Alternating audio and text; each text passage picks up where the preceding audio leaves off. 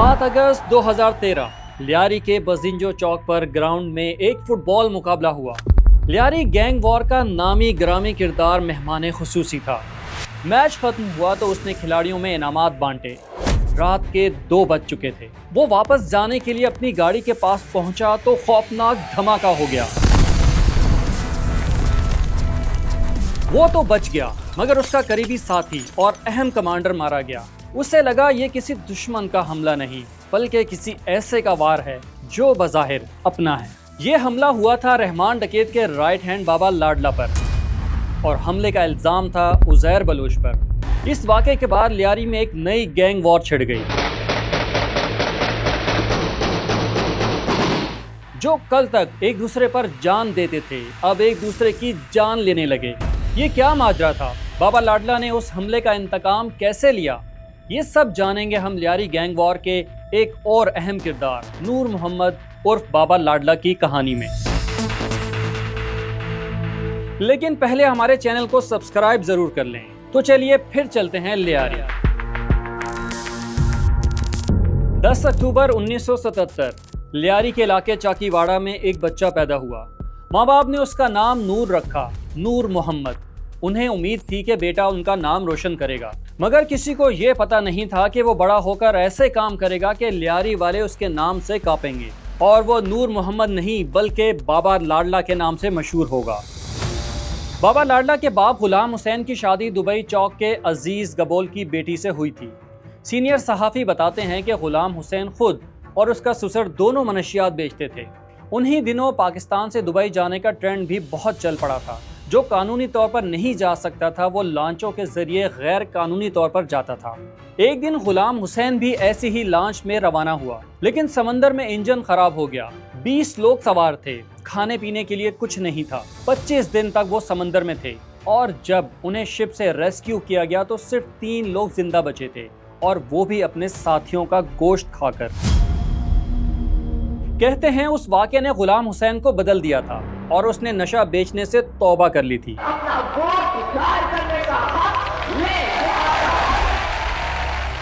फिर सन 88 में बेनज़ीर ने लियारी से इलेक्शन लड़ा और जीता। मुल्क में उनकी हुकूमत बनी तो उन्होंने लियारी वालों में नौकरियां बांटी। उनमें गुलाम हुसैन भी शामिल था। गुलाम हुसैन उसके बाद कराची इलेक्ट्रिक सप्लाई कॉरपोरेशन में नौकरी करता रहा।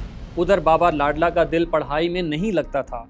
जैसे तैसे 8 जमातें पास की और स्कूल छोड़ दिया तो बाप ने आई चंद्रीगढ़ रोड पर वाक़े एक बैंक में नौकरी पर लगवा दिया। जॉब परमानेंट नहीं थी बल्कि डेली वेज की थी, इसलिए उसका दिल वहां भी नहीं लगता था। वो नौकरी छोड़कर पुलिस में सिपाही की जॉब के लिए कोशिश करने लगा। एक इंटरव्यू में उसने बताया कि 1 साल तक आए रोज पुलिस हेडक्वार्टर के सामने बैठता था, क्योंकि किसी पुलिस वाले ने उसे जॉब पर लगाने की उम्मीद दिलाई थी। फारिग वक्त में अपनी ट्रेल बाइक पर आवारा लड़कों के साथ लियारी में घूमता फिरता। उसी दौरान उसकी दोस्ती रहमान बलोच उर्फ रहमान डकैत से हो गई। वो रहमान से तकरीबन 1.5 साल छोटा था। लाडला ने एक इंटरव्यू में बताया था कि नौकरी ना मिली तो उसने खर्चा चलाने के लिए मनशियात बेचना शुरू कर दी थी।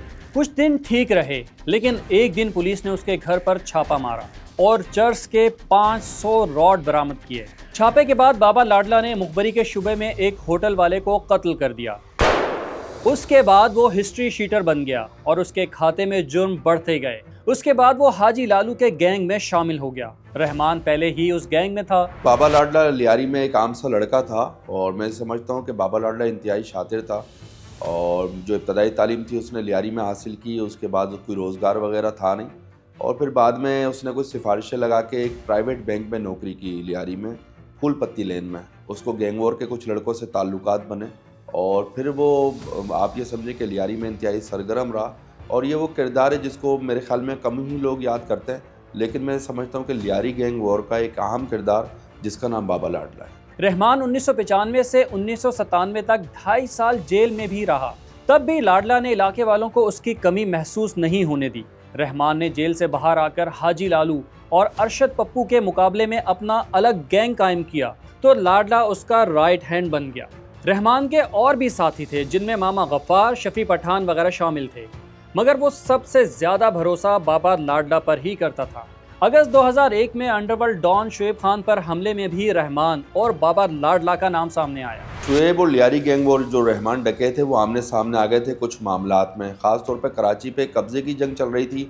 मुत्तहिदा कौमी मूवमेंट इतनी एक्टिव नहीं थी कराची में, तो शुएब खान और रहमान डकैत आमने सामने आए। फिर रहमान डकैत वालों ने प्लानिंग की जिसमें ये बाबा लाडला और दीगर जो सरगर्म कारिंदे थे लियारी गैंग वॉर के, उन्होंने शुएब खान पर हमला किया मलीर के इलाके में, और फिर वहाँ पर पुलिस वाले भी शहीद हुए थे। उसमें ये जो किरदार था बाबा लाडला का, वो ये कहते हैं कि रहमान डकैत और बाबा लाडला ने पूरी प्लानिंग की थी, और इस तमाम तर किरदार का जो मास्टरमाइंड था वो रहमान डकैत भी था और बाबा लाडला भी था, और इन्होंने फायरिंग करके पुलिस वालों को शहीद किया। शुएब खान पर हमला कोई मामूली बात नहीं थी, वो अंडरवर्ल्ड का डॉन था, और फिर हमला उस पर उस वक्त हुआ है जब वो पुलिस की वैन के अंदर था। अब जाहिर है ये काम किसी आम क्रिमिनल का तो नहीं हो सकता, तो इसलिए शुएब खान के जो दुश्मन थे उन्होंने इस काम के लिए रहमान डकैत और बाबा लाडला को चुना, क्योंकि उन्हें पता था कि ये काम यही कर सकते थे।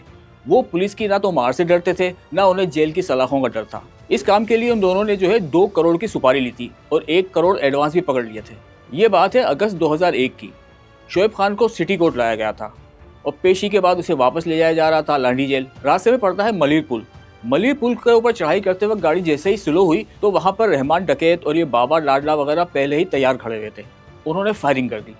अच्छा, इस फायरिंग में शुएब खान तो बच गया, लेकिन 4 पुलिस वाले मारे गए, और इस वारदात के बाद रहमान डकैत, बाबा लाडला वगैरह बहुत आसानी से भाग गए। 2003 में रहमान के गैंग ने अरशद पप्पू के साड़ू इनायत को कत्ल किया। उधर अरशद पप्पू ने उज़ैर बलोच के वालिद मामा फैजू को अगवा के बाद कत्ल कर दिया। उसके बाद लियारी गैंग वॉर की आग ऐसी भड़की के हजारों जिंदगियां ले गई।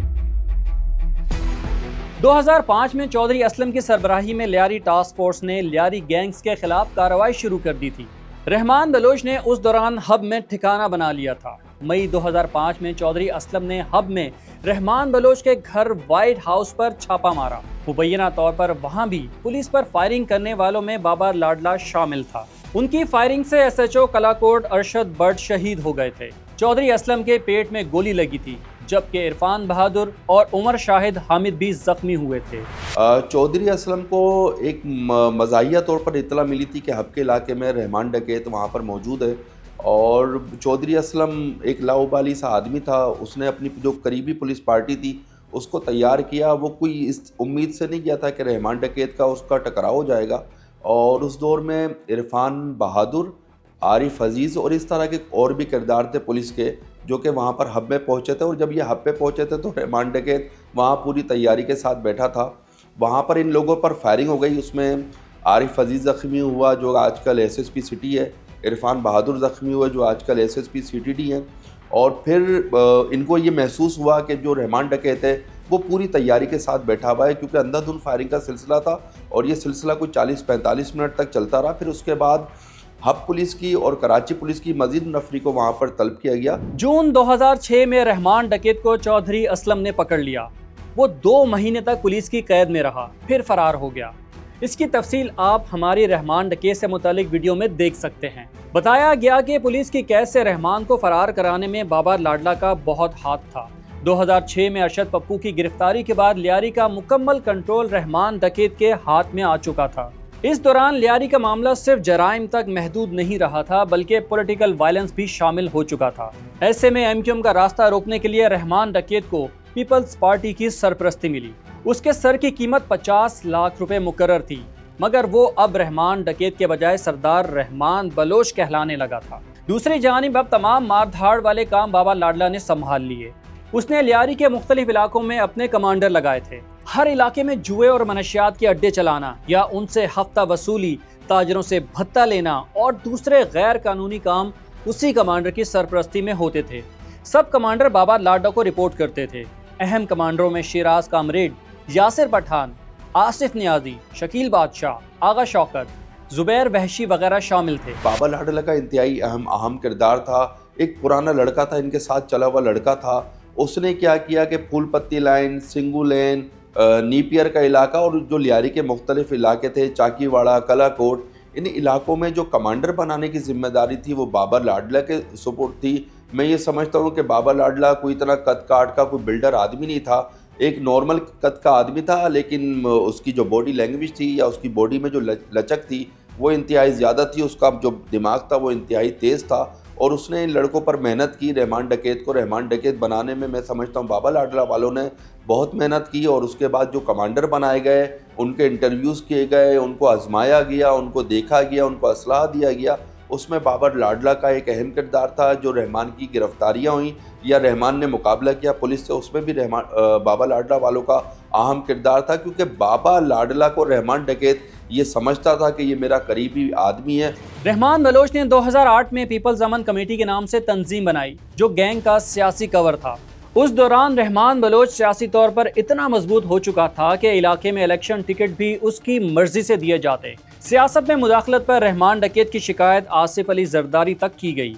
खबरों में आया कि आसिफ अली जरदारी ने उसके खिलाफ कानूनी कार्रवाई की इजाज़त दी थी। बहरहाल 9 अगस्त 2009 को रहमान डकैत एक मशकूक पुलिस मुकाबले में मारा गया। रहमान डकैत के मारे जाने के बाद सवाल पैदा हुआ कि अब लियारी कौन चलाएगा। बरसों से जो पूरा सिस्टम बना हुआ था उसको चलाने वाला बाबा लाडला था। शूटर्स, कमांडर, इलाके सब कुछ वही देख रहा था। इसलिए बाबा लाडला को पूरा यकीन था कि अब गैंग की क़यादत उसी के हिस्से में आएगी। लेकिन गैंग के अंदर सोच कुछ और बन चुकी थी। उज़ैर बलोच, जो रहमान डकैत के आखिरी दिनों में तेजी से ऊपर आया था, वो सियासी तौर पर ज्यादा मजबूत हो चुका था। इसलिए बाकायदा दस्तार बंदी के जरिए लीडरशिप उज़ैर बलोच को सौंप दी गई। कराची में एक मुकाबला हुआ था गडाब के मुकाम पर, जहां पर रहमान डकैत को पुलिस मुकाबले में मारा गया था, और नई नई पीपल्स पार्टी की हुकूमत थी। उसके बाद रहमान डकैत के बाद ये जो सेहरा था या ये जो पगड़ी थी, ये समझ रहे थे जो रहमान डकैत के करीबी साथी हैं बाबा लाडला वाले, उनको पहनाई जाएगी। लेकिन फिर उज़ैर बलोच का किरदार सामने आया और ये पगड़ी उज़ैर बलोच के सर पे पहनाई गई। उसके बाद उज़ैर बलोच ने क्या किया, जो बाबा लाडला के करीबी साथी थे उनको अपने ग्रुप में शामिल किया, उनसे बातचीत की। कुछ नाराज़गियाँ थीं, कुछ ग्रुप अलग बनाने की कोशिश कर रहे थे। वो ये समझते थे कि हम सरदार बनेंगे, लेकिन ऐसा नहीं हुआ। उज़ैर बलोच को सरदार बनाया गया, और उज़ैर बलोच मैं ये समझता हूँ कि मुआशी तौर पे भी लियारी में मजबूत था और सियासी तौर पर भी मजबूत था, और एक पॉजिटिव चेहरा था। उज़ैर बलोच को सरदार इसलिए बनाया गया था कि एक तो वो रहमान बलोच के कबीले का था, दूसरा वो सबके लिए काबिल कबूल था, और फिर उस पर कोई मुकदमात भी नहीं थे, कोई केसेस वगैरह भी नहीं थे, ना उसके सर की कीमत मुकर्रर हुई थी। बहरहाल उज़ैर बलोच ने जब क़यादत संभाली तब भी क्राइम और वायलेंस वाले जो काम थे वो बाबा लाडला के पास ही थे। यूं गैंग के अंदर एक डिवीजन बन गई कि जो क्राइम वाले जितने भी काम थे वो बाबा लाडला के पास थे, और पॉलिटिकल और सियासी जो मामला थे वो उज़ैर बलोच के पास थे। लेकिन फिर उज़ैर बलोच को आहिस्ता आहिस्ता ये बात समझ में आने लगी कि सारे मामला जो है सियासत से हल नहीं होते, कुछ मामला के लिए बंदूक भी इस्तेमाल करना पड़ती है। बस यही सोचकर वो अपने वफादार जो लोग थे उनको आगे लाने लगा वो।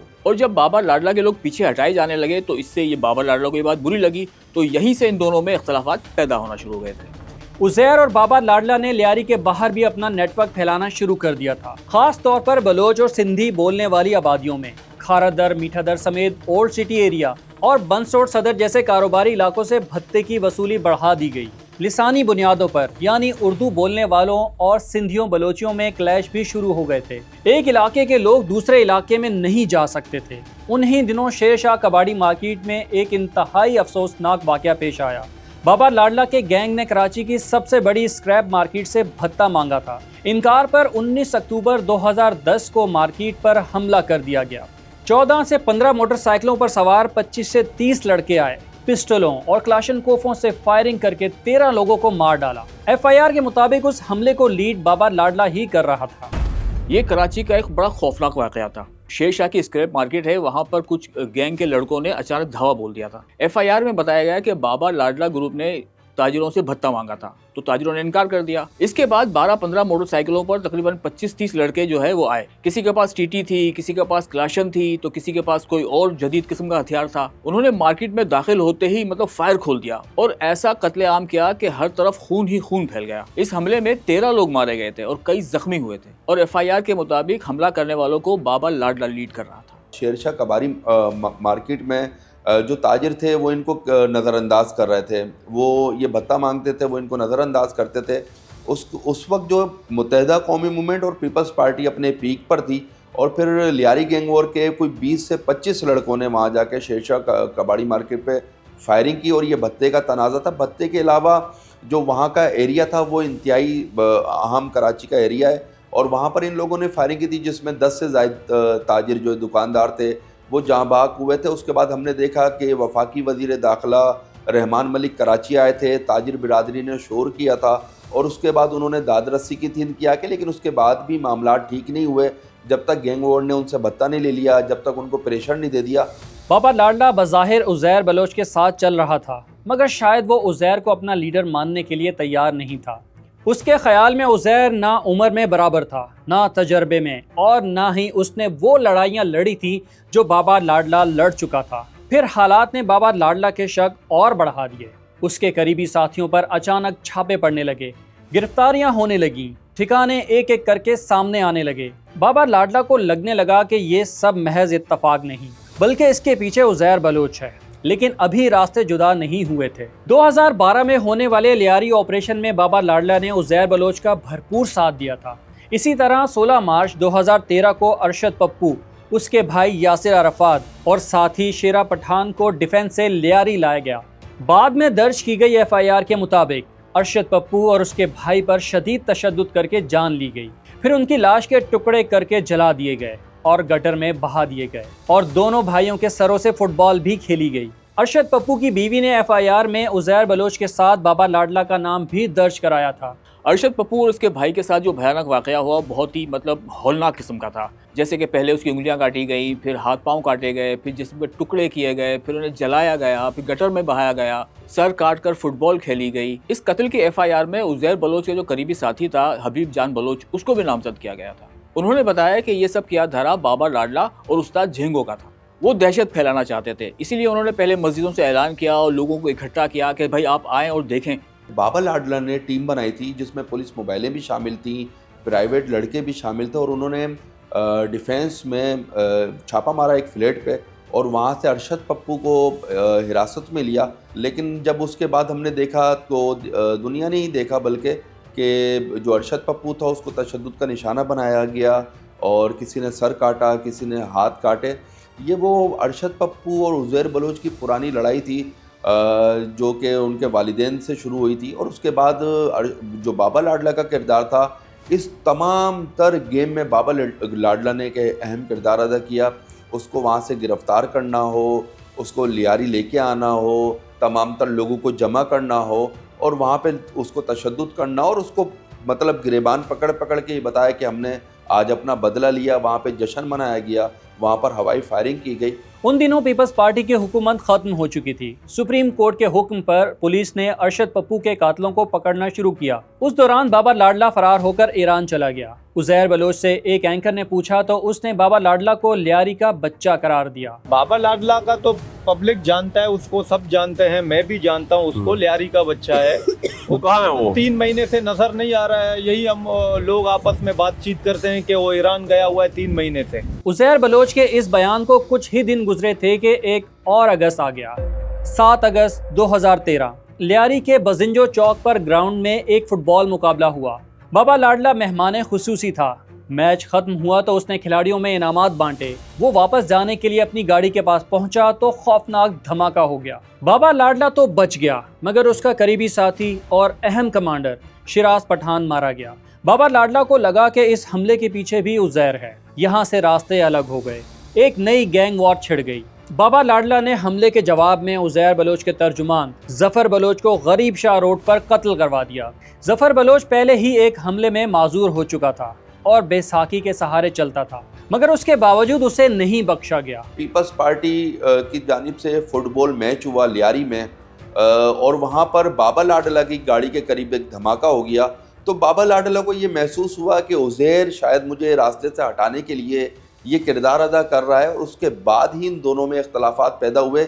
ये जो बातें हैं कि उज़ैर इलाके पे कब्ज़े की जंग कर रहा था या बाबा लाडला उज़ैर को गिराने की कोशिश कर रहा था, मैं ये समझता हूँ कि उस वक्त तक कुछ भी नहीं था। लेकिन जब धमाका हुआ उसके बाद दोनों में स्टार्ट हुई ये लड़ाई और फिर बाबा लाडला ने अपना ग्रुप बिल्कुल अलग किया, उज़ैर बलोच ने बिल्कुल अलग किया और इस लड़ाई में जो एक सियासी किरदार था जफ़र बलोच, जिसको मैं हमेशा याद करता हूँ कि वो इन लोगों को बिलावल हाउस ले जाके भी मुलाकातें कराता था और वो ये चाहता था कि ये जो क्रिमिनल एक्टिविटी है ये लियारी से ख़त्म हो, मंशियात लियारी से ख़त्म हो, असलहा लियारी से ख़त्म हो। उस किरदार में उज़ैर बलोच कहीं कहीं जफ़र बलोच के साथ था, लेकिन जो बाबा लाडला था वो एक क्रिमिनल माइंडेड आदमी था। उसकी ये कोशिश थी कि असलहा भी लियारी में रहे, मंशात भी लियारी में रहे और इसी तरह उनका रोब और दबदबा जो है वो लियारी में रहे। उसके बाद लियारी एक बार फिर मैदान जंग बन गया। दोनों तरफ से टारगेट किलिंग शुरू हो गई। दस्ती बम फटने लगे। कमांडर एक दूसरे को ढूंढ ढूंढ कर मारने लगे और आम लोग एक बार फिर इस आग के बीच में आ गए। बाबा लाडला पर हमले की जो डिटेल सामने आई बाद में, उसमें पता चला कि बम एक मोटरसाइकिल में था और ये मोटरसाइकिल है बाबा लाडला की गाड़ी के बिल्कुल साथ लाके खड़ी कर दी गई थी। जब धमाका हुआ तो बाबा लाडला तो बच गया, लेकिन उसका एक कमांडर मारा गया। बाबा लाडला को शक हुआ कि यह हमला उज़ैर बलोच ने कराया है ताकि उसका रास्ता साफ हो जाए। उस वक्त बाबा लाडला 200 लोगों का गैंग चला रहा था। उसने न सिर्फ उज़ैर बलोच से अलग होने का फैसला किया, बल्कि उसके करीबी साथी जफर बलोच पर कातिलाना हमला भी किया। उसके बाद लियारी में गैंग वॉर का एक नया खूनी दौर शुरू हो गया। कल के दोस्त आज के दुश्मन बन गए। भाई भाई से डरने लगा और लियारी में फिर से खौफ और दहशत का जो राज था वो शुरू हो गया। लियारी की गलियां लियारी वालों के लिए ही नो गो एरिया बन गई। दोनों तरफ से एक दूसरे के कारिंदों और हमदर्दों पर हमले शुरू हो गए। खुशकिस्मती से उन्हीं दिनों रेंजर्स की क़यादत में कराची ऑपरेशन शुरू हो गया, जिसके बाद उज़ैर बलोच समेत गैंग वॉर के तमाम छोटे बड़े मुलजिम इलाके से भागने लगे। बाबा लाडला भी ईरान चला गया। उधर रेंजर्स ने लियारी गैंग और दूसरे जराइम पेशा अफराद के खिलाफ भरपूर कार्रवाइयाँ की। बाबा लाडला के अहम कमांडर यानी आसिफ नियाजी नदीम जापान रेंजर के 7 मुकाबलों में मारे गए। जुबैर वहशी और इलाही बख्श मुखालिफिन के हाथों कत्ल हुए। यासिर पठान पहले ही धमाके में मारा जा चुका था। बाबा लाडला के बारे में भी मई 2014 और अगस्त 2015 में ये खबर आई कि वो ईरान में मारा गया है, लेकिन असल में उसकी मौत हुई 2 फरवरी 2017 को। लियारी का दुबई चौक फायरिंग से गूंज उठा। वही दुबई चौक जहां बाबा लाडला का घर था। रेंजर्स ने बाद में मीडिया को बताया कि इश्तहारी मुलजिमों को पकड़ने के लिए एक सर्च ऑपरेशन किया गया था। मुलजिमान ने रेंजर्स पर दस्ती बम फेंके और फायरिंग की।